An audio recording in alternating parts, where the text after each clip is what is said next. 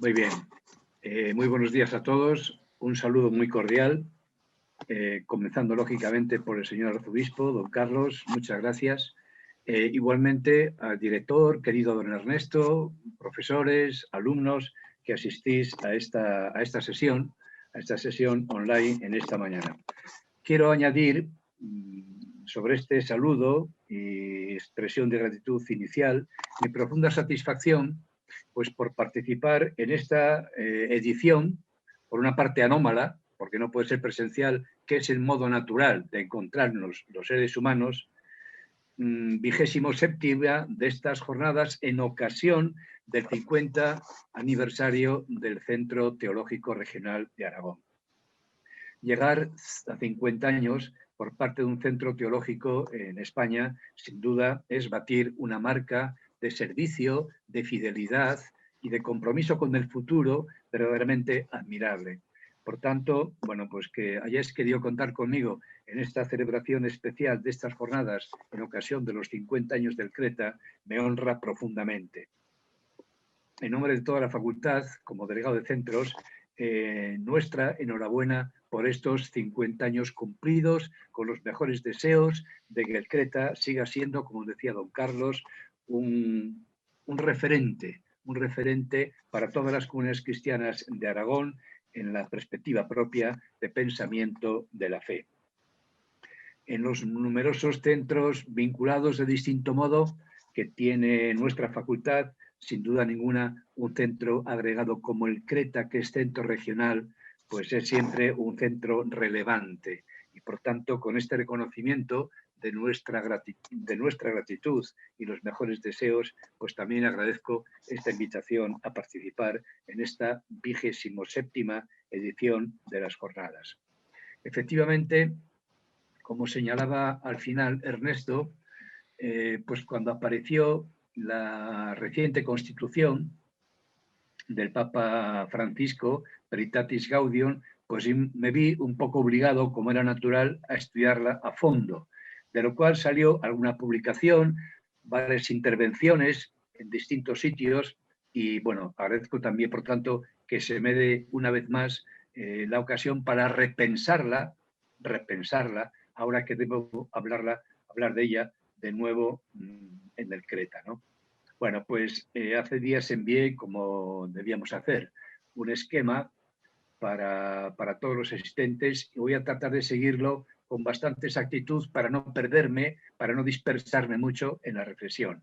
De tal modo que en virtud de dicho esquema, comienzo señalando la presencia en el proemio de la Constitución, que es lo que vamos a hablar, ¿no? Porque la Constitución tiene un apartado legal importante del cual yo voy a prescindir. Me quiero, por tanto, centrar únicamente en el proemio, que es, digamos así, la parte doctrinal de la Constitución. Y ahí, en dicho proemio, cuando termina la parte normativa de la propia Constitución y a modo de apéndice, pues se ha incluido el proemio de la anterior Constitución Sapiencia Cristiana del Papa Juan Pablo II de 1979. Bueno, creo que este es un hecho notable. Un hecho notable que supone sin duda un reconocimiento del valor del proemio de la Constitución Sapiencia Cristiana del Papa Juan Pablo II del año 1979. Es decir, la actual Constitución hace que se lea el proemio del anterior. Y la lectura o relectura del mismo, efectivamente, permite advertir que ese texto de sapiencia cristiana es sumamente vigente, y que el proemio de la actual Constitución del Papa Francisco no lo elimina, hasta tal punto que ambos proemios pueden resultar realmente complementarios. Dos palabras, por tanto, del proemio de sapiencia cristiana, cuya lectura, de algún modo, nos impone la actual Constitución Veritatis Gaudium. Este proemio de sapiencia cristiana es breve, casi la mitad de la actual Constitución. Es un texto más generalista. Yo creo que es más sencillo y más preciso, con una pequeña nota histórica sobre la aparición de la universidad a la sombra de la Iglesia, y luego, cuando los estados asumen esta institución educativa, la aparición de las universidades católicas para después, en ese proemio, poner la atención en los centros superiores de estudios eclesiásticos y en la enseñanza de la teología en el marco de la relación fe-cultura, la evangelización de la cultura y la inculturación de la fe, siguiendo entonces la pauta de la exhortación Evangelii Nunciandi del Papa Pablo VI. Bueno, este texto inicial de Sapiencia Cristiana, en definitiva, creo que puede ser una magnífica introducción a la problemática que es más concreta, evidentemente más actual, pero también más compleja, como quizá podamos ver, en algún momento más técnica, más exigente, que plantea el proemio de la actual Constitución del Papa Francisco. Este, sin duda, es un escrito que el proemio de la Constitución, Evangelii Veritatis Gaudium, del Papa Francisco, a mi juicio, es un texto breve, cualquiera lo puede comprobar, pero creo que refleja muy bien muchos elementos del ideario y del magisterio más personal del Papa Francisco. El texto comienza con algo que podemos llamar una confesio cristológica. Comienza el proemio de la Constitución con una proclamación de fondo, netamente cristológica.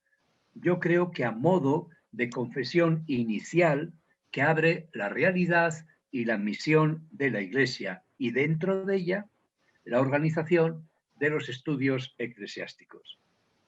Por tanto, con esta confesio cristológica inicial, todo lo que a continuación diga la Constitución, por concreto o práctico que sea, quiere quedar, por tanto, bajo este reconocimiento de la capitalidad de Cristo Salvador. La alegría de la verdad, de la que habla el título del documento, es decir, la alegría de la experiencia o de la posesión de la verdad, manifiesta el deseo que inquieta el corazón del hombre hasta que encuentre y comparta con todos la luz de Dios, según la célebre expresión de las confesiones de San Agustín. Esta verdad que aporta semejante gozo solo puede ser, por tanto, la verdad divina que Francisco encarna en Jesucristo. No es, en efecto, una idea abstracta, sino Jesús, el Verbo de Dios en quien está la vida, que es la luz de los hombres, y que siendo revelación del misterio de Dios, revela también al hombre el misterio del hombre mismo. En el encuentro con Jesucristo, identificado así como verdad que es vida, el corazón de los hombres experimenta ya ahora, en el claroscuro de la historia, la fiesta de la unión con Dios y de la unidad con los hermanos y hermanas en la casa común de la creación, que es anticipo de la perfecta comunión escatológica. Una verdad que, siendo fuente de vida, se describe, por tanto, también como fuente de comunión, apareciendo como resultado de dicha verdad y factor de alegría. En la oración de Jesús al Padre, que relata el cuarto Evangelio, para que todos sean uno, que ellos también sean uno en nosotros, ahí se encierra el secreto de la alegría que Jesús quiere comunicar, la alegría de la unidad, por parte del Padre en el Espíritu, que es espíritu de verdad y de amor, de libertad, de justicia y de unidad. Desde esta comunión esta comunión que genera la verdad de Dios, que es Jesucristo, la realidad y la misión de la Iglesia. A la Iglesia, la impulsa Jesucristo para que anuncie esa alegría, que es la alegría de la comunión. Esto no se puede perder de vista. La alegría es la alegría de la comunión que genera desde la comunión trinitaria Jesucristo y alienta el Espíritu. Por tanto, a la Iglesia la impulsa Jesús para que enuncie la alegría de la comunión con renovado entusiasmo. El pueblo de Dios peregrina por los senderos de la historia, acompañando a los hombres y mujeres de todos los pueblos, para iluminar con el Evangelio el camino de la humanidad hacia la nueva civilización del amor. El vasto y multiforme sistema de los estudios eclesiásticos ha florecido a lo largo de los siglos gracias a la sabiduría del pueblo de Dios. Creo que esta afirmación, en la que no me puedo detener mucho, merece, sin embargo, seria consideración. Y repito el enunciado. El sistema vasto y multiforme de los estudios eclesiásticos ha florecido a lo largo de los siglos gracias a la sabiduría del pueblo de Dios, que el Espíritu Santo guía a través de los siglos, a través del diálogo y discernimiento de los signos de los tiempos y de las diferentes expresiones culturales. Por tanto, según leemos, ¿no?, en el paso a los estudios eclesiásticos, estos, cuando se abordan, son puestos en relación con la totalidad del pueblo de Dios en la perspectiva eclesial más abierta, más abarcadora. Este sistema, de los estudios teológicos, filosófico-teológicos, y esta quizá sea la primera posición de fondo específica de la Constitución sobre estos estudios, este sistema está unido estrechamente a la misión evangelizadora de la Iglesia. Más aún, brota de su misma identidad, la de la Iglesia, que está consagrada totalmente a promover el crecimiento auténtico e integral de la familia humana. Por tanto, consagrada a edificar la fraternidad humana hasta la plenitud definitiva en Dios. Por tanto, los estudios eclesiásticos participarán de la misión de crear la familia de los hijos de Dios en vista como el gran objetivo de la Iglesia del cual brotan estos estudios. Como suele ser normal, en un documento magisterial, la Constitución hace también una cierta memoria de los antecedentes del magisterio eclesial, pero situada, es importante advertir esto, situado este recordatorio dentro, en la perspectiva o bajo la perspectiva de lo que son las relaciones entre la fe y la cultura. Después de este primer encuadramiento cristológico y eclesiológico y eclesial que he señalado, la Constitución en distintos movimientos evoca estos antecedentes en la enseñanza del magisterio de la Iglesia, que yo voy a exponer de modo breve y siguiendo o buscando un cierto desarrollo más lineal. En lo que aparece en la Constitución, el orden no es exactamente este. No es exactamente este que voy a seguir yo, que va a ser más bien cronológico. Ahí aparece en el esquema los cuatro ítems, las cuatro estaciones relevantes en el anterior magisterio pontificio a respecto de los estudios eclesiásticos, pero repito, vistos desde la perspectiva, abordada esta enseñanza desde la perspectiva de las relaciones de la fe y de la cultura. Los antecedentes se remontan al Concilio Vaticano II, que el concilio aparece repetidamente como el último impulso en la estructuración de los estudios eclesiásticos que ahora la Constitución quiere poner al día. Como se podrá observar, por lo abundante y lo importante de la referencia al concilio, el Vaticano II, pasados ya más de 50 años de su clausura, es proclamado inequívocamente por la Constitución como la referencia última en el asunto de los estudios eclesiásticos y quizá de toda la vida de la Iglesia.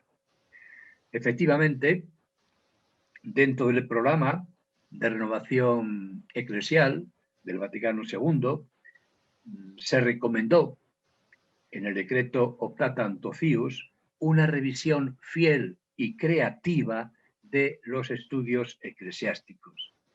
Y esta tarea, según cuenta la Constitución, esta tarea, después de un trabajo largo, culminó en la Constitución Apostólica Sapientia Christiana, promulgada, ya la citábamos antes, por el Papa Juan Pablo II el 15 de abril del año 1979. Como sabemos, recordamos, realmente la Constitución estaba ya prácticamente ultimada cuando fallece Pablo VI y aparecerá en los primeros meses del pontificado de Juan Pablo II.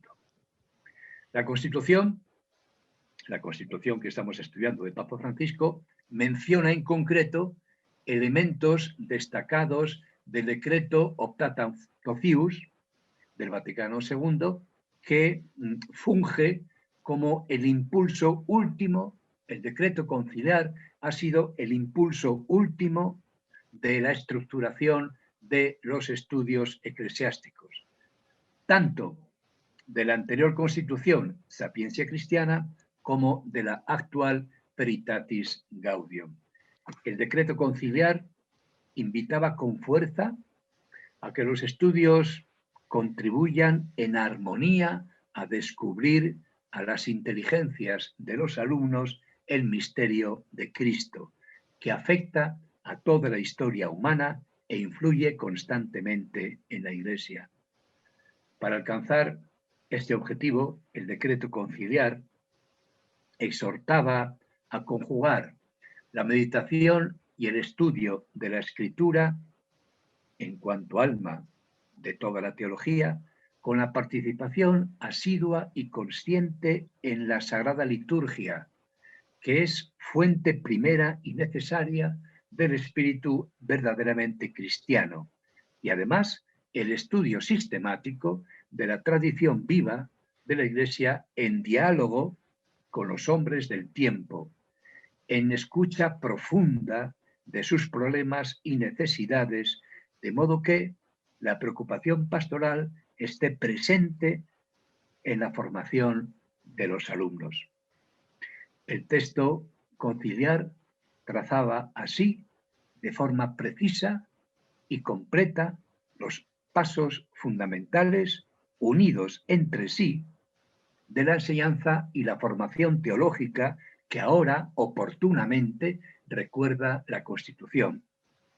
Estudio de la Escritura, participación en la liturgia, estudio de la tradición doctrinal de la Iglesia en diálogo con los hombres del tiempo y en orden a la mejor formación pastoral.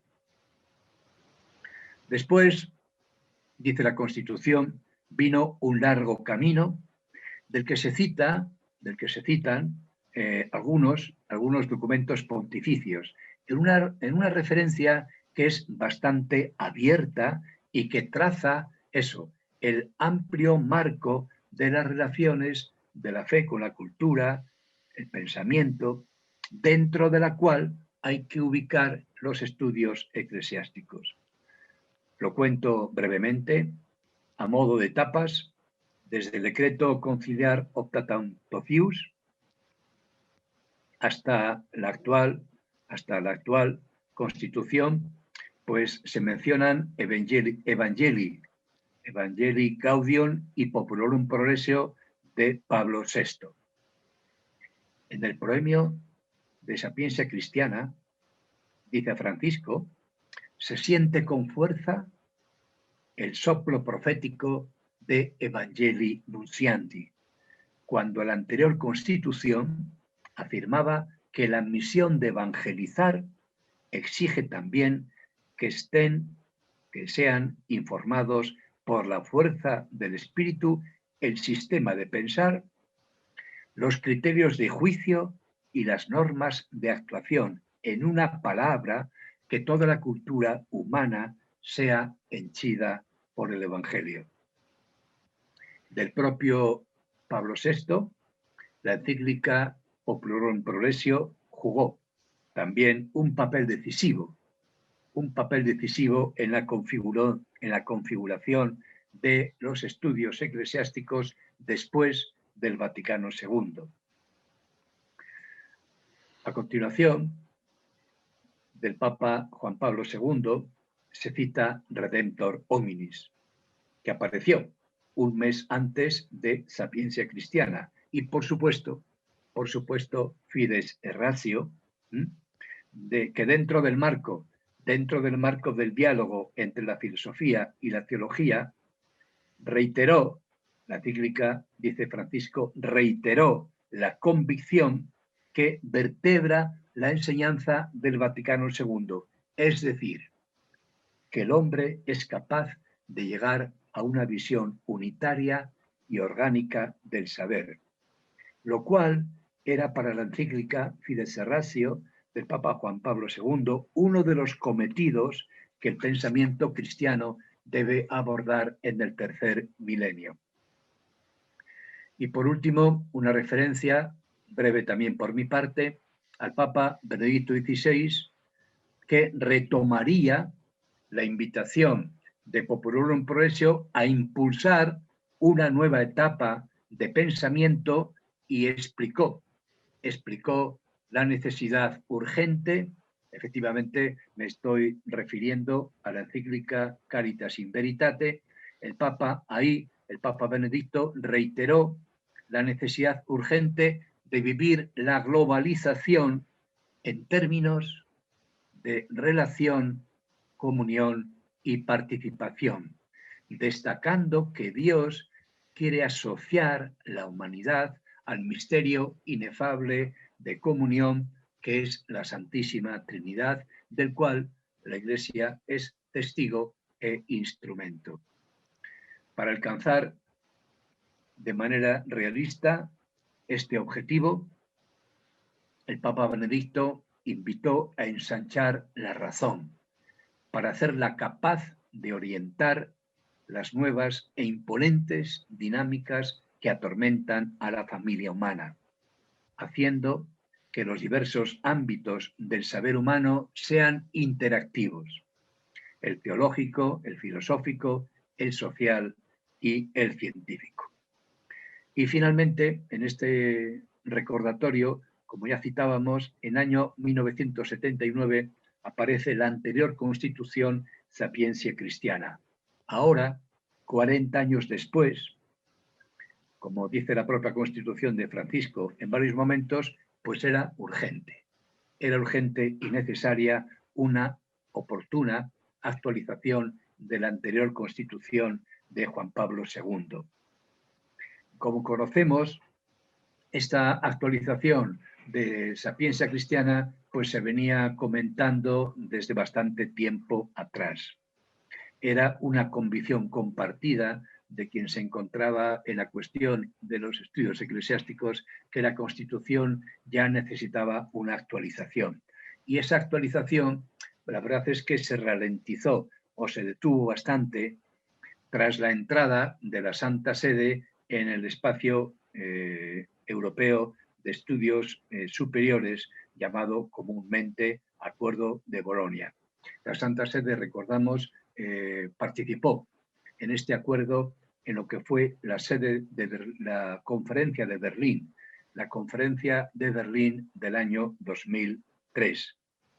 De tal manera que era necesario esperar a los ajustes necesarios que imponía la entrada de los estudios eclesiásticos en el espacio europeo para sacar la nueva Constitución. A esto alude, no lo dice abiertamente, pero alude a ello la propia Constitución en el número 1, aunque no llega a citar en concreto el Acuerdo de Bolonia o el Acuerdo del Espacio Europeo de Educación Superior. Lo cierto es que efectivamente en todo el ámbito de los estudios eclesiásticos se percibía con claridad y se expresó reiteradamente la necesidad de actualizar Sapientia Christiana. Y a juicio de la actual Constitución, Veritatis Gaudium, pues esa Constitución anterior promovió y perfeccionó el compromiso de la Iglesia con las facultades y universidades eclesiásticas, estrechamente unidas a su misión evangelizadora. La Constitución anterior fue el fruto maduro de la gran reforma de estudios que promovió el Vaticano II. Recogió los logros habidos en este ámbito crucial en la Iglesia, que son las ciencias eclesiásticas, y ahora era necesario actualizarla. Vamos a pasar, por tanto, a lo que ya es en positivo o en propositivo, lo que ya es el proyecto de la Constitución de, como dice el propio texto, pasamos a lo que es en el guión, el número 5, profunda revisión y relanzamiento, esto es el propósito de los estudios eclesiásticos. Esa actualización necesaria de Sapientia Christiana debía incorporar las disposiciones normativas que fueron saliendo más tarde en la Iglesia. Tenía que incorporar también el desarrollo de los estudios universitarios en los últimos tiempos. Debería incorporar también el nuevo contexto sociocultural global y lo que recomiendan las iniciativas internacionales a las que la Santa Sede se ha adherido. Y pensamos efectivamente en el Espacio Europeo de Educación Superior. A esto había que atender. En función de estos posteriores referentes históricos se tenía que actualizar la anterior Constitución. Pero hay algo que sin duda se ha de ver como la opción doctrinal de fondo de esta puesta al día que quiere llevar a cabo esta Constitución actual, que es la fidelidad al espíritu y a las directrices del Vaticano II, que como vemos sigue siendo como la radiación de fondo de todas las posiciones doctrinales relativas a los estudios eclesiásticos. En definitiva, es ya el momento, como se dijo al principio, era ya el momento de una nueva Constitución, el momento oportuno para un relanzamiento de los estudios eclesiásticos en el contexto de un nuevo tiempo, una nueva etapa de la misión de la Iglesia. Relanzamiento del que se dice en fórmulas muy compensadas que se quiere hacer con una determinación ponderada y profética, a fin de que los estudios eclesiásticos reciban la renovación sabia y valiente que se requiere para una transformación misionera de la Iglesia en salida, según ya la celebérrima expresión del Papa Francisco. Esta renovación, en todo caso, por tanto, partirá del rico patrimonio que se ha forjado con el esfuerzo perseverante de la mediación cultural del Evangelio, que ha ido haciendo el pueblo de Dios en los distintos continentes y en diálogo con las respectivas culturas. Pero ciertamente, y esto lo quiero señalar con una pequeña insistencia, ciertamente en todo el documento se aprecia la firmeza de esta determinación, el propósito claro y la exigencia ambiciosa. Desde el comienzo se ha dicho así, de relanzar de volver a proponer con fuerza y con toda la novedad precisa los estudios eclesiásticos.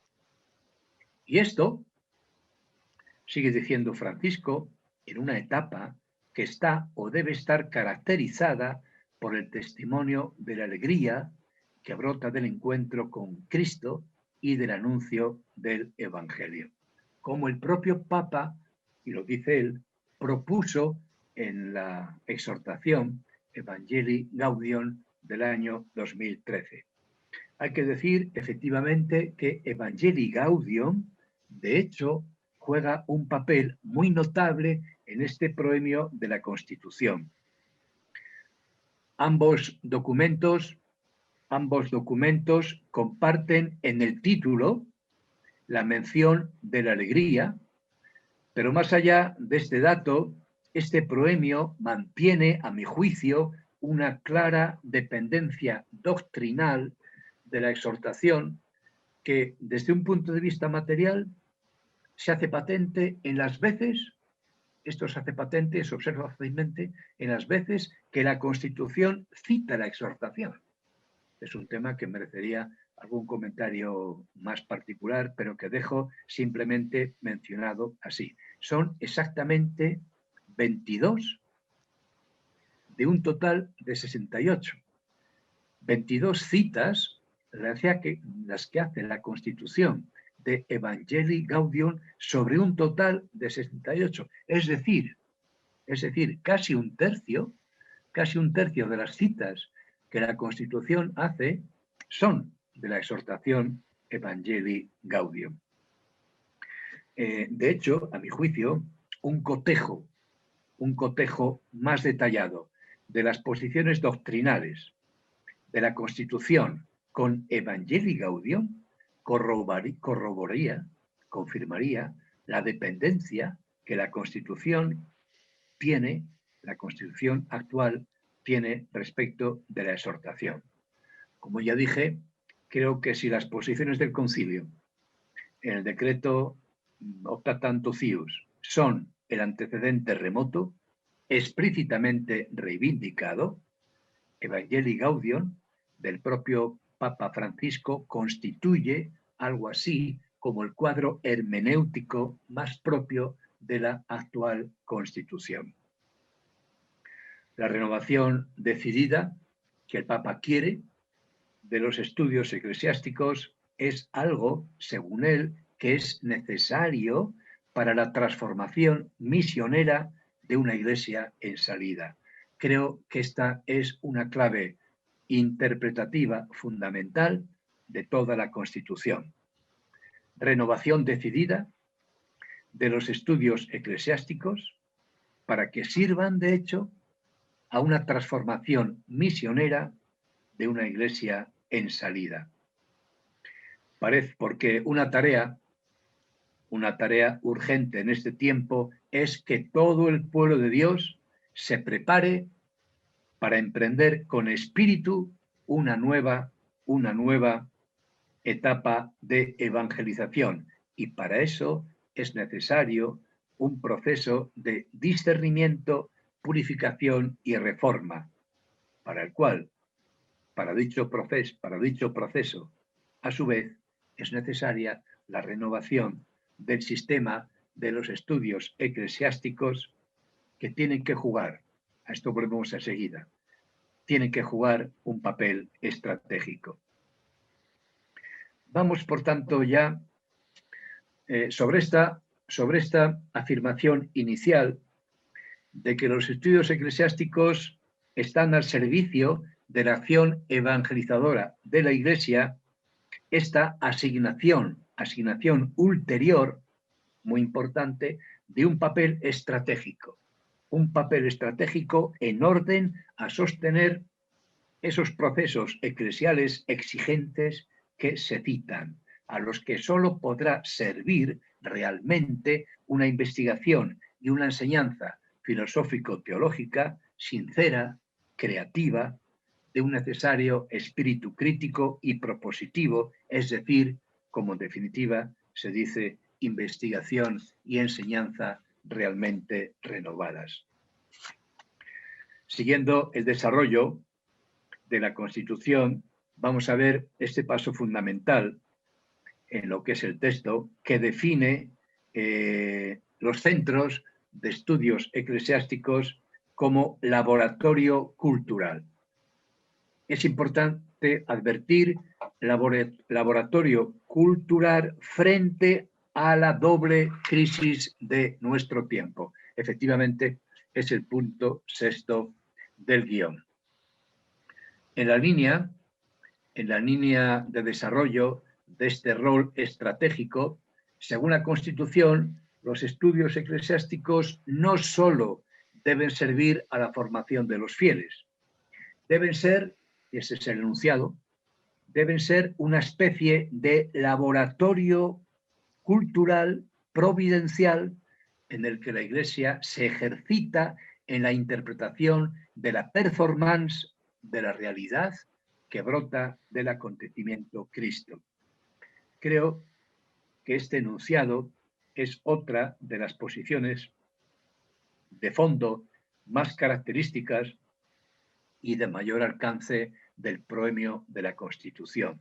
Es decir, los estudios eclesiásticos, sus instituciones, su actividad interna aparecen descritos como ámbito providencial, por tanto, pertenecientes a la economía divina de la gracia.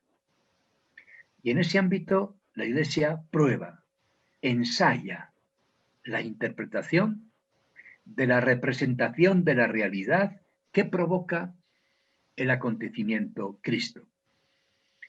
Creo que esta figura de laboratorio de interpretaciones con la creatividad grande que aquí queda implicada, ha de merecer especial atención por parte de las instituciones de estudios eclesiásticos, porque se trata seguramente, cualquiera lo percibe así, se trata seguramente de un desafío muy grande. Y lógicamente, dicha figura supone asignarle, como tal laboratorio, asignarle y reconocerle al trabajo teológico un margen notable de libertad, el que realmente es necesario para llevar a cabo con la responsabilidad de vida lo que se le asigna, labores de investigación y experimentación que son las propias de un laboratorio. Y esta identidad y esta tarea tienen un valor indispensable para una iglesia en salida, de poderosa iniciativa y dinámica misionera, porque hoy, prosigue Francisco, en una descripción ya muy conocida, no vivimos solo una época de cambios, sino un cambio de época, del cual se señalan dos elementos muy característicos. Una crisis antropológica, que el Papa ya expuso en Evangelii Gaudium, y una crisis socioambiental que expuso en la encíclica Laudato Si. Crisis que exige cambiar el modelo de desarrollo, siendo cierto, sin embargo, que no disponemos de la cultura necesaria para abordar ambas crisis. Esta tarea, enorme y que ya no admite retrasos, requiere un cambio radical de paradigma, lo que el Papa llama una valiente revolución cultural para la cual la red de universidades y facultades eclesiásticas debe aportar la levadura, la luz y la sal del Evangelio y de la tradición cristiana, que a su vez o por su parte también está abierta a nuevos escenarios. Ante la amplitud de la visión del Papa Francisco, ante la amplitud de la tarea que es forjar, la enorme tarea que es forjar un nuevo paradigma cultural. Yo me pregunto alguna vez leyendo el documento, si no fuera más oportuno haber mencionado no solo los centros de estudios eclesiásticos, sino todas las universidades de la Iglesia. Pero en cualquier caso, queda claro que los centros de estudios eclesiásticos son convocados así, como luz, sal y fermento, según las brillantes metáforas del Evangelio, al servicio de una revolución cultural que afronte la crisis antropológica y ambiental, en lo cual puede tener realización concreta esa figura de laboratorio cultural que el Papa le asigna.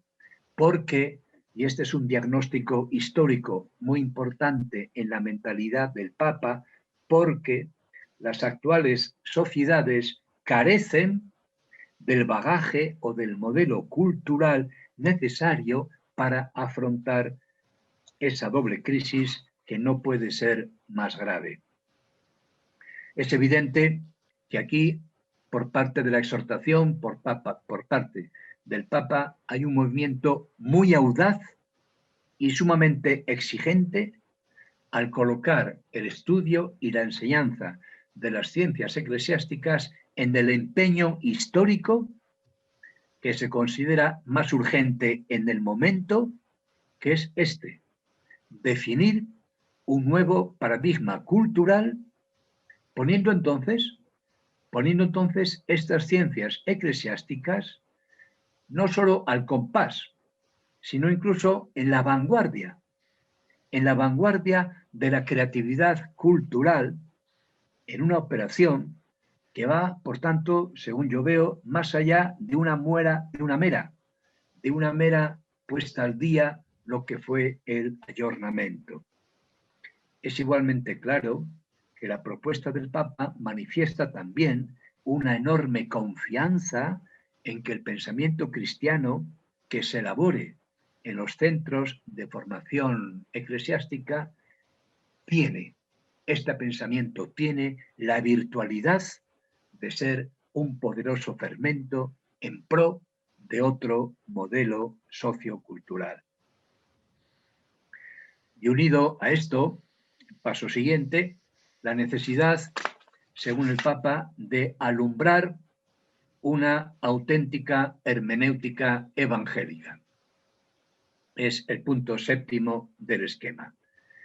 Mirando al interior de la Iglesia, o quizá de la misma teología, según Francisco, cada día es más evidente la necesidad de lo que él llama una auténtica hermenéutica evangélica, que desde la fe permita comprender adecuadamente la vida, el mundo y los hombres.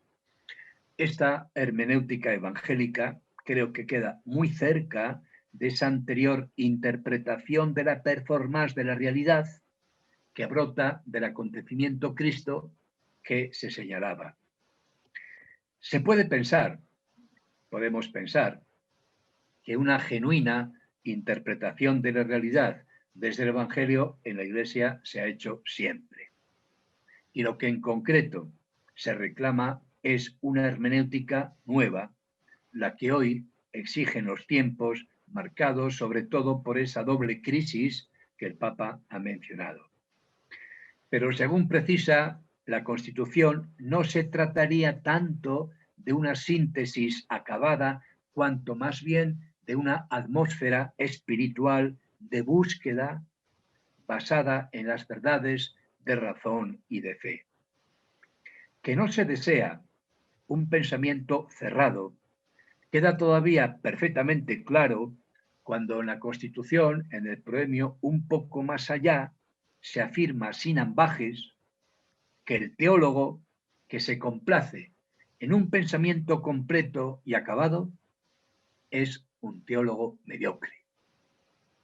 Y que, por tanto, por el contrario, el buen teólogo, como también el buen filósofo, posee un pensamiento en curso, es decir, incompleto, siempre abierto al maius de Dios y de la verdad.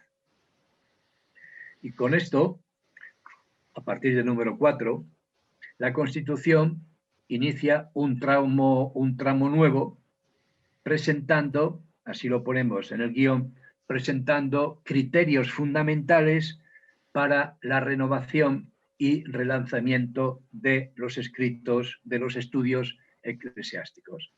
Llegamos, por tanto, al punto 8, es decir, todo este programa. Relanzamiento de los estudios eclesiásticos, concebidos como laboratorio cultural, donde se genere una nueva auténtica hermenéutica evangélica. Ahora reciben esos concretos referentes orientativos, criterios fundamentales que voy a presentar brevemente. Primero, ya lo citaba don Carlos, criterio prioritario y permanente, la compenetración intelectual y existencial con el corazón, con el núcleo del Evangelio de Jesús. Esa inicial confesio cristológica se concreta ahora como atención y acogida del querigma de Jesús, cual criterio primero y primordial. Desde la concentración vital, gozosa en el rostro de Dios, revelado por Jesús como Padre lleno de misericordia, desde ahí desciende la experiencia liberadora que es la mística del vivir juntos como Iglesia, lo cual es levadura en el mundo de fraternidad. Se vuelve así a las afirmaciones primeras sobre el encuentro con Jesucristo, que lleva a la unión con Dios y que alumbra la comunión entre los hombres vividas gozosamente.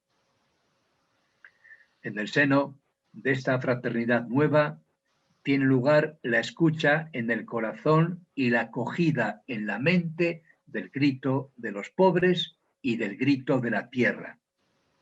El doble grito en correspondencia con la doble crisis que el Papa denuncia. Un signo acreditativo de la belleza del Evangelio que no puede faltar es esto, la opción por los últimos, los que la sociedad descarta. De esta manera, la contemplación del Evangelio y del rostro paterno de Dios, desde ahí se llega al especial compromiso de los pobres que debe impregnar, dicho compromiso debe impregnar la investigación y la enseñanza de la verdad cristiana, es decir, impregnar el estudio teológico. Segundo criterio, derivado del anterior, es el diálogo en todos los niveles. Diálogo, ponemos ahí en el guión, diálogo general como exigencia interna. Es decir, como exigencia, no como una actitud táctica, es exigencia interna para experimentar juntos la alegría de la verdad y profundizar en ella.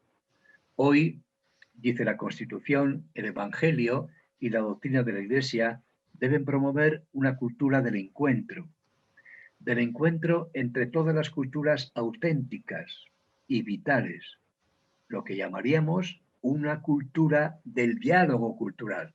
Bueno, en la Constitución, el premio, hay muchas formulaciones muy acertadas, muy afortunadas, y creo que esta sería una de ellas. Una cultura del diálogo cultural.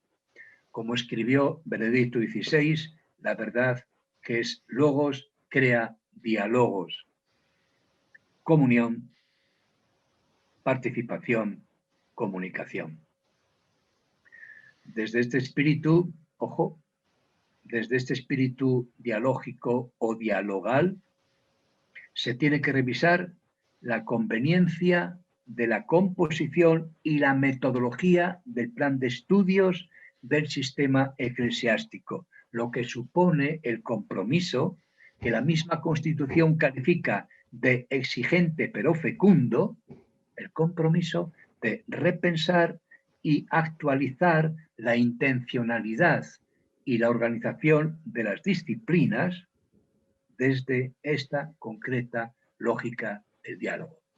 Creo que para un centro teológico este es un punto de reflexión y de estudio interno. Esta invitación del Papa, repito, a revisar la composición y la metodología de un plan de estudios eclesiásticos. Y esto el Papa reconoce que es una exigencia, pero también es algo fecundo desde esta lógica concreta del diálogo. Tercer criterio, la interdisciplinariedad y la transdisciplinariedad. Aquí tengo que decir, ahí está señalado en tercer lugar, esto lo voy a contar de modo un poco genérico porque advierto que a mi juicio esto se expone con un cierto tecnicismo pedagógico o didáctico. De tal manera cuento esta pequeña experiencia personal que sobre lo que el Papa cuenta en este paso, bueno, pues yo he pedido algún comentario, alguna explicación a compañeros de la Facultad de Educación o incluso de Psicología de la propia Pontificia, porque efectivamente creo que aquí, en este criterio, el proemio llega a formulaciones bastante técnicas que, por tanto, profundizar en esto creo que efectivamente nos exige alguna comunicación con expertos en pedagogía actual. Lo cuento, por tanto, de manera un poquito abreviada. El principio de la unidad del saber en la diversidad cualifica la propuesta académica de los estudios eclesiásticos. Se trata entonces del cultivo desde diversas perspectivas de la misma verdad, seguramente como esa verdad requiere dada su inagotable riqueza. En los distintos itinerarios de formación hay que ofrecer una pluralidad de saberes que correspondan a la riqueza multiforme de lo verdadero a la luz de la revelación, que sea recogida armónica y dinámicamente en la unidad de su origen que está dada en Cristo. Según la Constitución, este principio debe mostrar toda su eficacia no solo en los estudios eclesiásticos, sino en general en los estudios universitarios que a veces aparecen fragmentados o con un pluralismo ambiguo o relativista de opciones culturales. Como afirmó Benedicto XVI en Caritas in Veritate, hoy hace falta sabiduría. Hace falta un pensamiento capaz de elaborar una síntesis orientativa. Y en este momento, la Constitución entonces no duda en afirmar, volviendo a esa función de fuerza cultural, de vanguardia, no duda en afirmar que aquí hay una misión que se le confía a los estudios eclesiásticos. Este programa, Unidad del Saber, desde distintas perspectivas, no solo expresa o realiza el significado intrínseco de verdades del sistema eclesiástico, sino que hoy también resalta su importancia humana y cultural.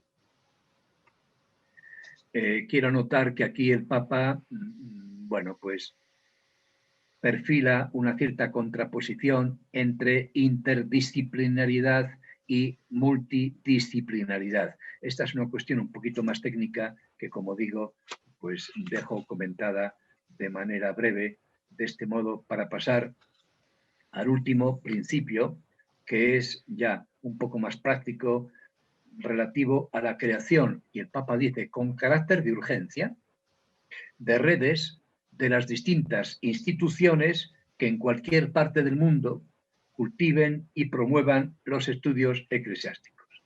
Esta es una cosa que seguramente como objetivo no sea nada fácil, pero que aparece de modo muy claro y muy concreto. Creación de redes entre distintas instituciones que en cualquier parte del mundo cultiven y promuevan los estudios eclesiásticos. Es decir, Dicho de otro modo, la activación de sinergias, convergencia de energías entre distintas instituciones académicas y con aquellas que se inspiran en diferentes tradiciones culturales y religiosas. Este criterio último, yo creo que en realidad es una meta, en los 3 objetivos que se señala, creo que este criterio hace patente la enorme amplitud con la que Francisco quiere situar la gestión y la actividad de las instituciones académicas eclesiásticas. Creo que se puede apreciar igualmente que en cuanto dichas instituciones deban promover tales objetivos, entonces podrán asumir un cierto liderazgo que ya vimos más atrás mencionado por el Papa. El razonamiento de la Constitución a este respecto es claro y preciso. Se ha consolidado la tendencia a concebir el planeta como patria y la humanidad como pueblo. Y en este contexto histórico, la Iglesia está llamada a experimentar cómo la catolicidad, que es fermento de unidad en la diversidad, exige para sí y propicia la tensión entre lo particular y lo universal.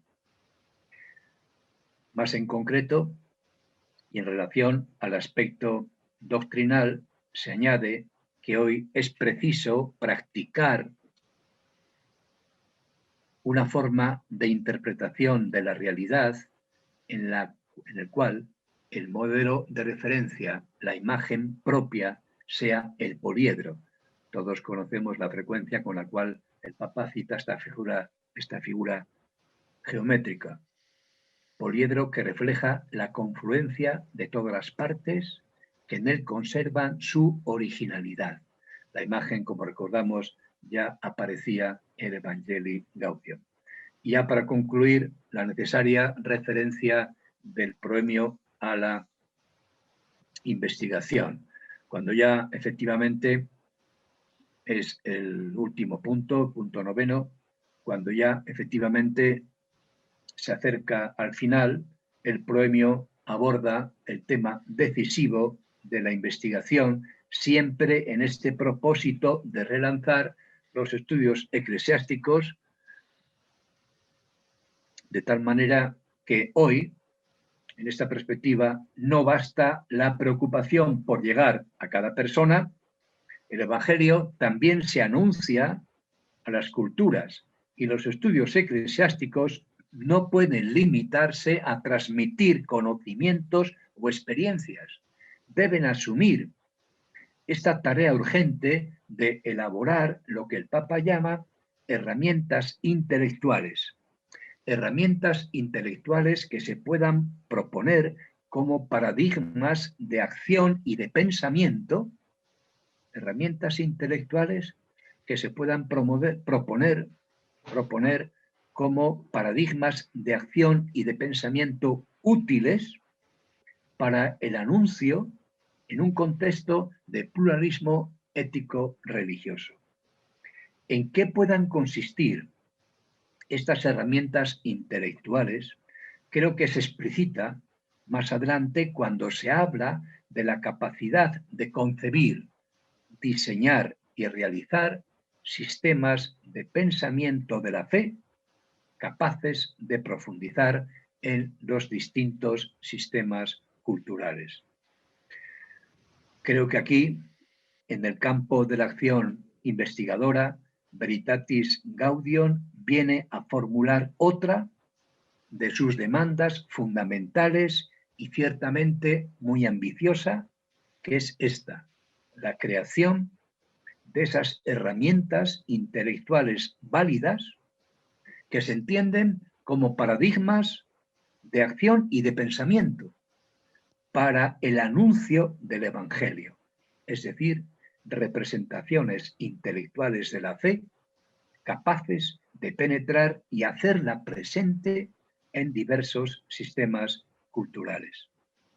Y hay que entender que esta sería una exigencia que debe asumir la investigación teológica en todos los marcos culturales diferenciados, a fin de que en cada marco cultural, se elabore el correspondiente sistema de pensamiento válido para ese lugar.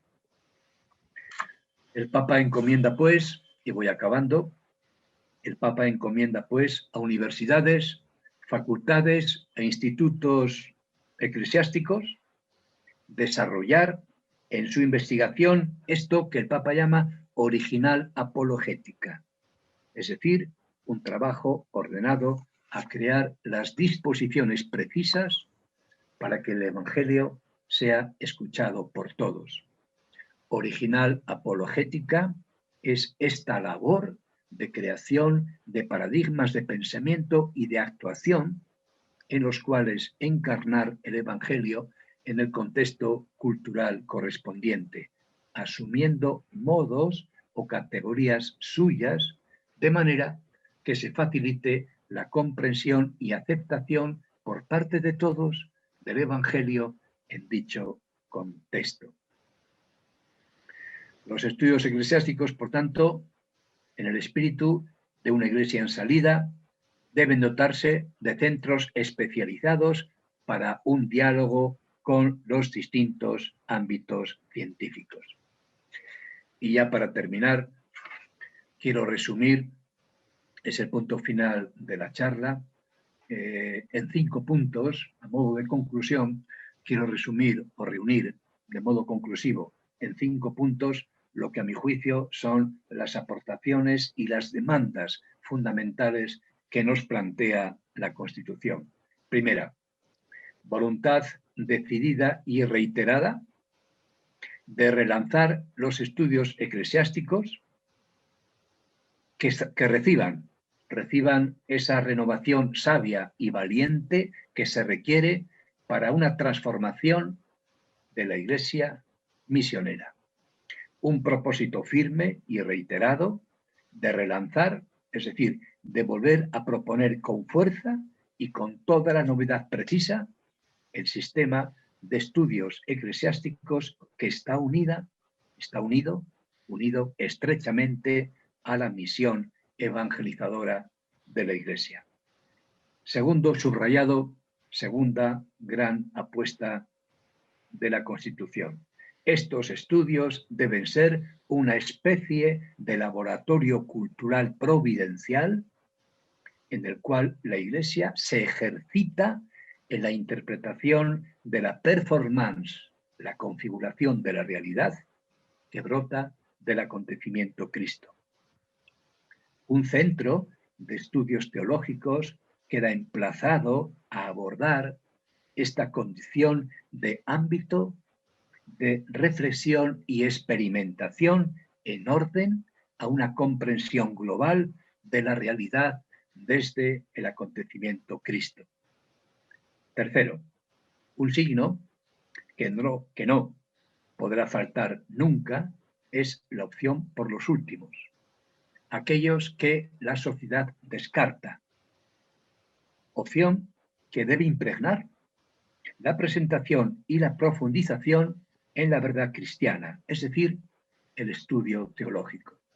Cuarto, es necesario y urgente crear redes entre las distintas instituciones que en cualquier parte del mundo cultiven los estudios eclesiásticos, una necesidad de activar energías con instituciones académicas de distintos países, también instituciones civiles, y con aquellas que se inspiran en distintas tradiciones culturales y religiosas. Y por último, renovar la dedicación a la investigación. No es suficiente limitarse a transmitir conocimientos o experiencias. En un centro de estudios eclesiásticos es preciso asumir la tarea urgente de elaborar herramientas intelectuales que valgan, como el Papa dice, como paradigmas de acción y de pensamiento útiles para el anuncio en un contexto, anuncio de la fe, en un contexto de pluralismo ético y religioso. Muy bien, pues aquí termino. Muchas gracias por la atención y nada más.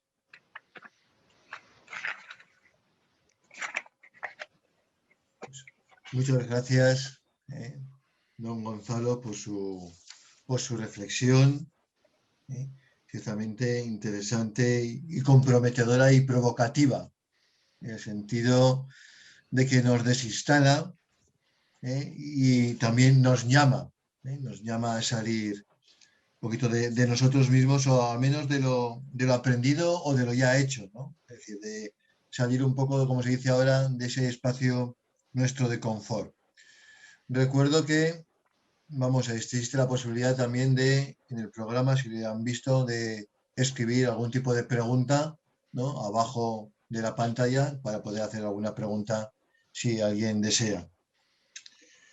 Mientras surge alguna pregunta, yo sí que, vamos, quería hacer un par de subrayados. Me parece muy importante el ver cómo, en definitiva, el proemio de la Constitución nos está planteando el desde dónde hacemos la teología y desde dónde formamos, ¿no?, y desde dónde planteamos los estudios eclesiásticos, superando a veces esa oposición tan clásica que incluso sufren algunos de nuestros alumnos, ¿no?, esa oposición tan clásica entre teología y pastoral o evangelización, que a veces se ven como dos entidades, si no opuestas, quizás a veces se ve quizás solo la teología como algo necesario para bueno, pues para formarse, para poder uno trabajar, pero quizás a veces se tiene la impresión de que es más una especie de proemio,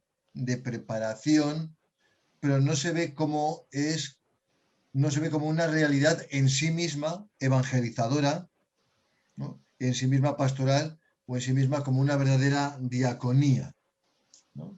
Esta sería quizás una primera pregunta. Y una segunda, de cara a todo el tema del trabajo en red y del diálogo con la cultura, ¿no? Ciertamente es verdad que el trabajo en red nos recuerda que en estos momentos los desafíos tan grandes que nos plantea el Papa o que nos plantea el proemio, ya un teólogo solo por sí solo, valga la redundancia, es incapaz de hacerlo, creo. Ya estaría de un trabajo en equipo. Nuestro secretario, don Manuel, insiste mucho en el crear espacios y equipos de investigación y de reflexión al respecto, que incluso puede desbordar también lo que es un centro como el nuestro y nos obliga a trabajar en red con otras instituciones y con otros centros y facultades. Claro, a veces está el tema de este diálogo. Metz, en su libro Memoria Passionis, decía que era necesario que también la teología superase esa, él llama eclesiastización, en cuanto que se abra a lo que nos dice el Vaticano I, de cómo todo ser humano, por la razón, es capaz de, bueno, pues de acceder en cierta forma, o de presentarse en cierta forma ante el misterio, ¿no? Bueno, ¿cómo se sitúa ahí ese diálogo entre revelación, reconocer los dones de Dios también en el otro, el papel también de la escucha a los no creyentes en esta reflexión teológica, que creo que es también importante, ¿no?, la escucha al no creyente? No sé, por ahí dejo un poco todo ese mundillo o batiburrillo de preguntas. Un momento, don Gonzalo, antes de que pueda responder y teniendo en cuenta que hemos de terminar con plazo para que, digamos, desactivemos esta sesión y podamos entrar en las siguientes, aparecen 3 preguntas también que nos plantean los oyentes y una dice, leo literalmente, ¿qué opinión tiene usted sobre los estudios a distancia aplicados al ámbito teológico? ¿Podría suponer una apertura a los laicos comprometidos con su misión en el mundo que les impidiera la asistencia presencial, por ejemplo, por trabajo? Hay otra cuestión que también plantea otro de los oyentes, asistentes a la sesión, que dice, en este contexto, ¿cómo tendríamos que plantear la cuestión de la innovación pedagógica en la teología? Un par más, le leo. ¿Cuál es la diferencia entre interdisciplinaridad y transdisciplinaridad? ¿Cómo afecta a la teología abordar desde diferentes ciencias el propio estudio? Y finalmente una última que yo le leo. Hay dos más, pero bueno, le recuerdo a los oyentes, por favor, que es que tenemos que terminar con plazo y tiene que contestar también, ¿no? Pero bueno, decía, otra más, la dedicación a las tareas que la Constitución comentada encarga a los centros de teología requiere un equilibrio o una ocupación mucho mayor del profesorado a estos encargos en detrimento de tanta intensidad pastoral tradicional de parroquias, etcétera, y por tanto, cómo se podría articular el que, como decía ahora mismo don Ernesto, por un lado se plantee las cuestiones pastorales entendidas como algo diferente de la teología y la dedicación exclusiva o semi-exclusiva o con exclusividad por lo menos ante esto. La última que le planteo es cómo llevar a la práctica la interdisciplinaridad en un centro como el nuestro.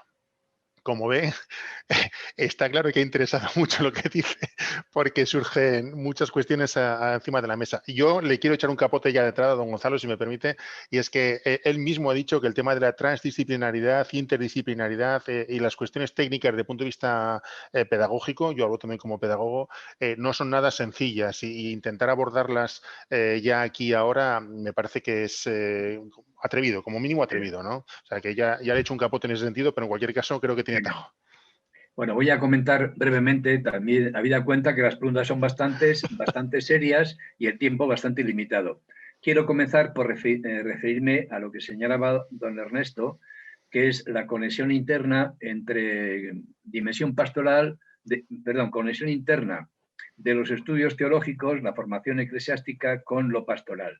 Bueno, una opción perfectamente clara y muy reiterada que hace el premio de la Constitución es exactamente esta, ¿no? Lo pastoral es algo así como un factor que tiene que configurar internamente todo el sistema eclesiástico de estudio y de enseñanza.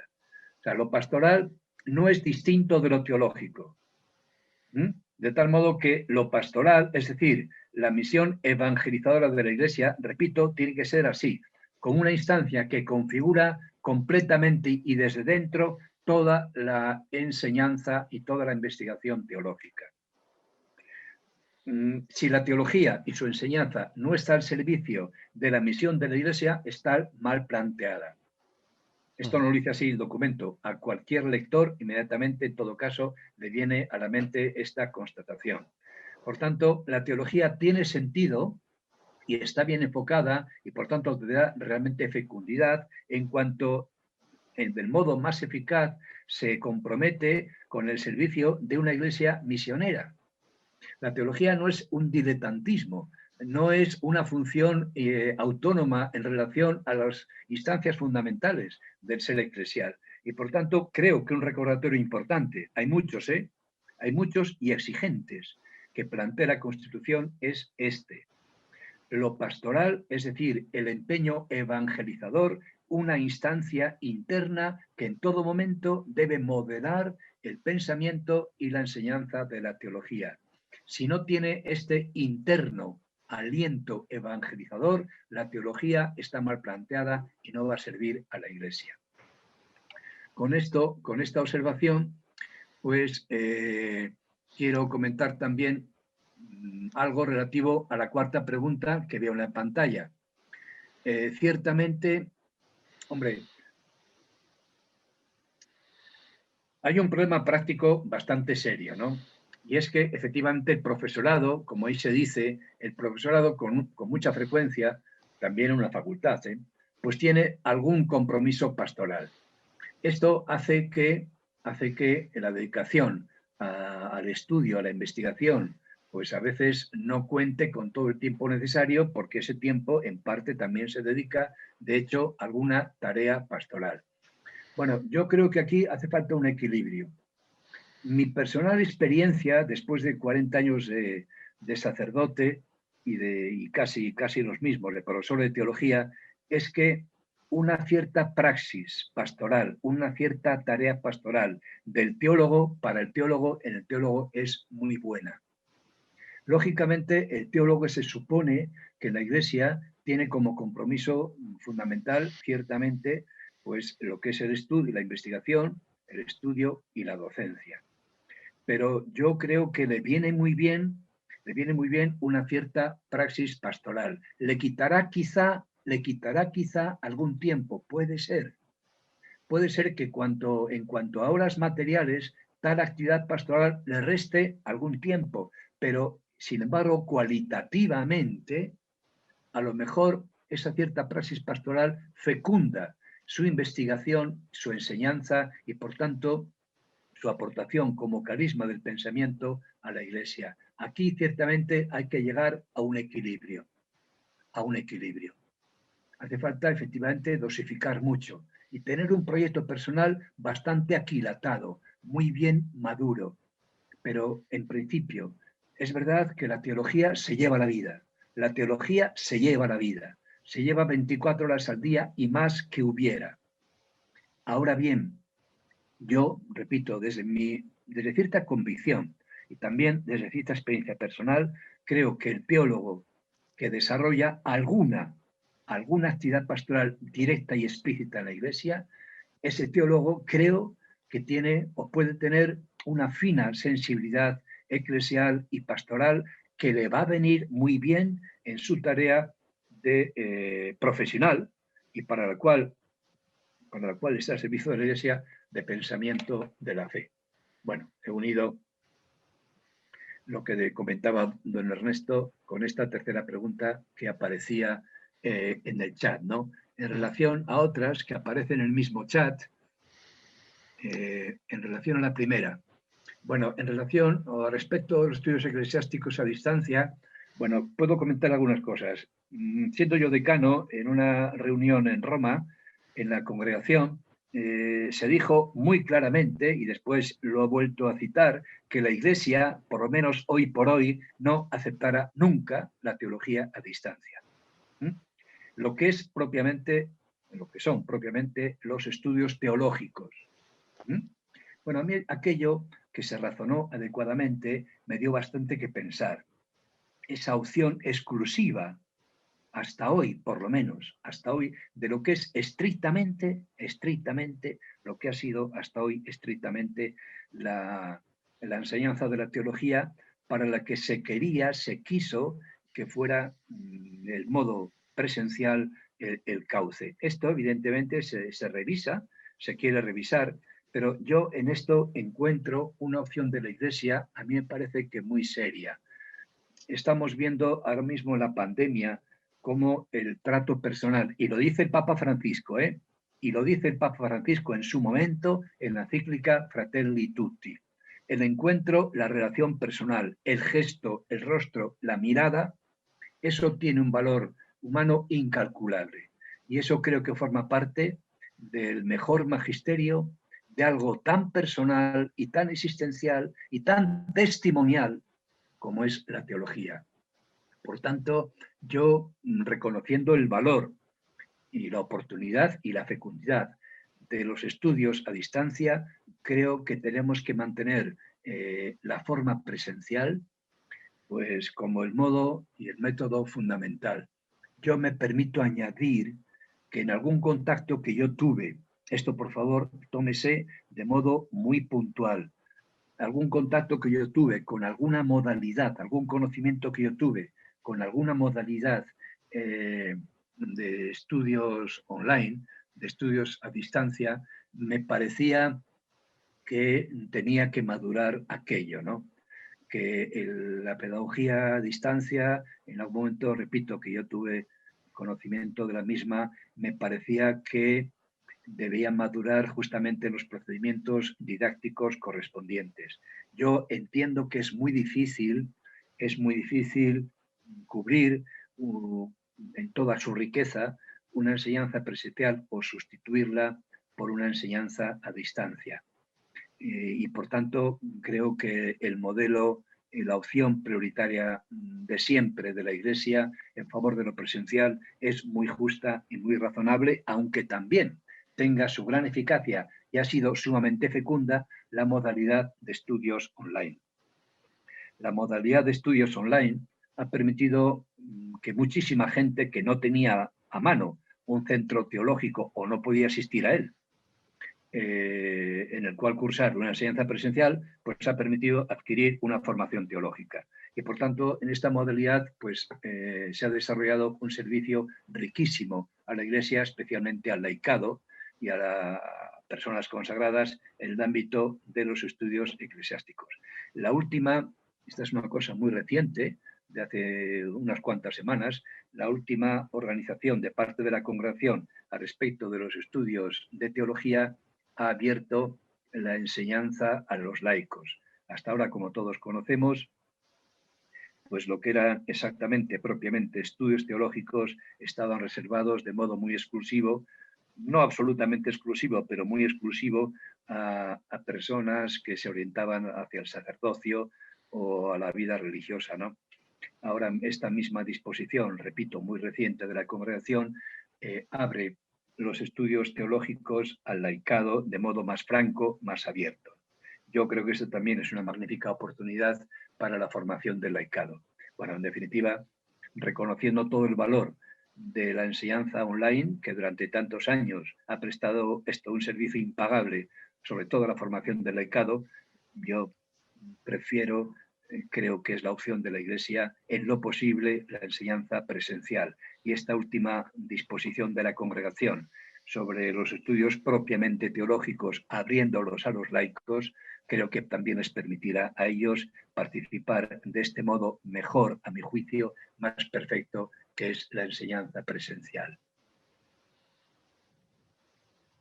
Bueno, al respecto de la diferencia entre interdisciplinariedad y transdisciplinariedad que mencioné muy de pasada, bueno, yo en primer lugar, como yo he tenido que hacer, es importante leer el propio documento, ¿no? Donde el mismo Papa ensaya una cierta distinción entre ambos conceptos o ambas técnicas de enseñanza.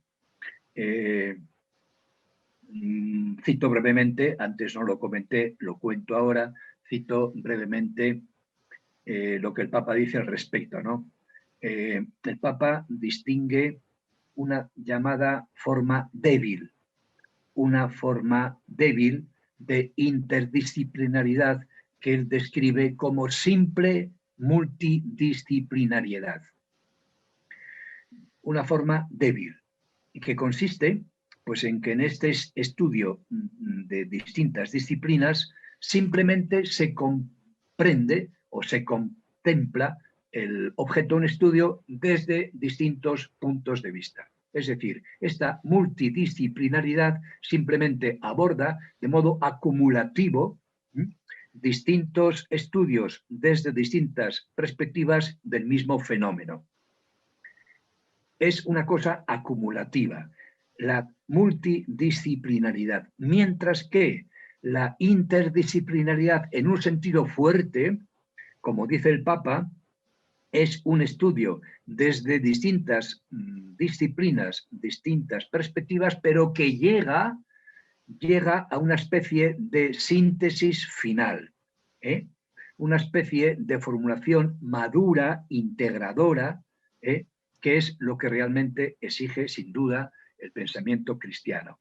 Por tanto, la multidisciplinaridad más o menos se entiende como un sumatorio, una pura acumulación material de distintos estudios, distintas disciplinas, distintas perspectivas. Mientras que, en un sentido fuerte, en la forma fuerte que reclama el Papa, la interdisciplinaridad, después de la diversidad de aproximaciones, desde distintas perspectivas, quiere llegar a esa síntesis madura, esa síntesis final que supone realmente una maduración de todo el saber, que es realmente lo que la mente y el espíritu humano necesitan. La integración final en una síntesis viva, como saber maduro, en el seno de una racionalidad que efectivamente está a la altura de la necesidad de una visión unificada que tiene la mente humana. Bueno, no sé si cuento con tiempo para hacer algún comentario más o podemos terminar aquí ya. Deberíamos terminar. Estamos convocados en otra sesión para ahora mismo a las 12:30. De hecho, no vamos a poder vernos con los ponentes con antelación. Directamente entraremos en directo. Muy O sea bien. que, Perfecto. por mí, muchísimas gracias, don Gonzalo. Ha sido un placer. Creo que ha dejado muchos horizontes abiertos, muchas cuestiones encima de la mesa para repensar, discurrir y reconducir muchas de las cosas que hacemos también. Así que, por mi parte, desde luego, muy agradecido. Muy bien. Pues aquí. Muchísimas gracias a todos y deseo la mejor continuación de esta edición de las jornadas. Muchas gracias. Un Muchas saludo. gracias, don Gonzalo, Saludo. muchas gracias por su Muchas gracia. gracias. A Buenos días a los todos. que estáis ahora en la sala y queréis continuar, sabéis que tenéis un nuevo enlace en el que nos vemos ahora mismo. Y los que no, ha sido un placer compartir con contar con vuestra presencia. Muchas gracias por vuestra asistencia. Hasta pronto.